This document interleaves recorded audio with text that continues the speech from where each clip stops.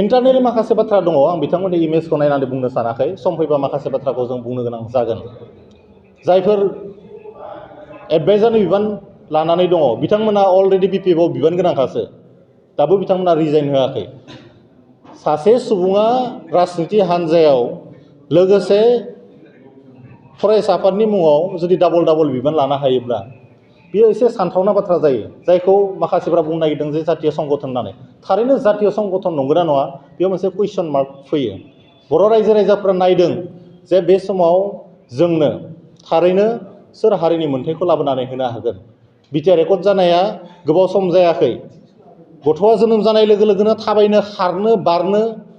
बेबायदि नागिरनाय बायदिसो माखासेखौ नुदों एसे बयबो धैर्य हमलायलायनानै मोनसे सम फैगोन जाय समाव माने सोमावसारनाया जागोन नाथाय ओरैबायदि क्राइसिसबो फैयाखै क्राइसिस फैदों पलिटिकेल लिडारफोरनि थाखायसो मानो बारे बारे राजनितिनि लिडारफोरा गावनि पावारा गोमाजाबासो बड'लेण्डखौ गोसोखाङो थांनाय 17 बोसोराव हाग्रामा महिलारिया 2018नि भिडिअ नोंथांमोना DY 365 आव नाय जे हाग्रामा महिलारिया बुंदों जे बेयाव इनफ्रास्ट्राक्चार गैया जोंहा नांगौ बायदि IAS IPS अफिसार गैया बेनिखायनो बड'लेण्ड बिनाया खुनु जुक्ति गैया आरो बै मिटिंफोराव दानि बंस'नि मानगोनां आफादगिरि बनजित मन्जिल बसुमतारियाबो खाथियाव थाना खोनासंदोंमोन दा बै समाव बिथाङा मानो रियेलाइज जायाखैमोन नंगौ नङा बै समाव बिथाङा रियेलाइज जानांगौमोन जे बड'लेण्डखौ माने बै समाव एन्टि खालामग्रा मानसि हाग्रामा महिलारिजों थानाया मोजां नङा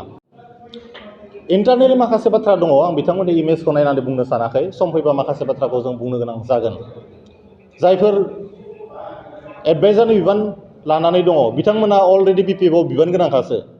दाबो बिथांमोना रिजाइन होआखै सासे सुबुङा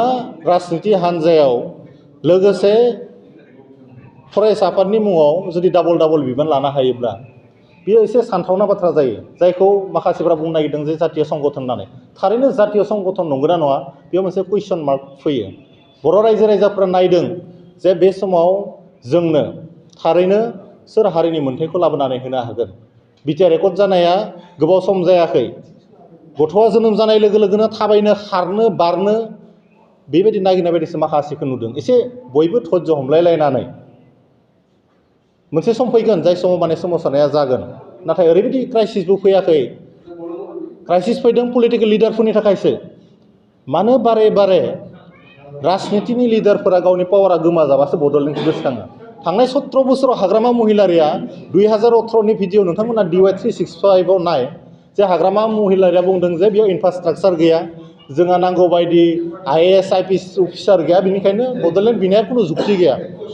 आरो बै मिटिंफोराव दानि बंस'नि मानगोनां आफादगिरि बनजित मन्जिल बसुमतारियाबो खाथियाव थाना खोनासंदोंमोन दा बै समाव बिथाङा मानो रियेलाइज जायाखैमोन नंगौ नङा बै समाव बिथाङा रियेलाइज जानांगौमोन जे बड'लेण्डखौ माने बै समाव एन्टि खालामग्रा मानसि हाग्रामा महिलारिजों थानाया मोजां नङा